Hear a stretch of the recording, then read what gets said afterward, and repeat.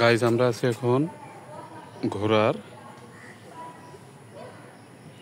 যেখানে ঘোড়া রাখা হয়, মানে একটা ফিল্ডে। এখানে তার কাটা বেড়া আছে, এ দেখেন তার কাটার ভিতরে আবদ্ধ। এখানে ওরা ঘাস খাচ্ছে। এ হচ্ছে ঘোড়া, বড় ঘোড়া। তারপর ওদিকেও আছে।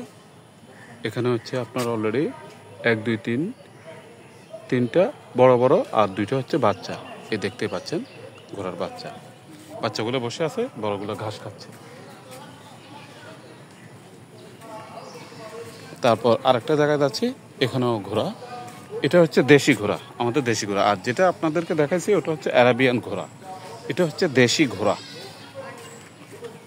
এই দেখেন দেশি ঘোড়া ঘাস খাচ্ছে।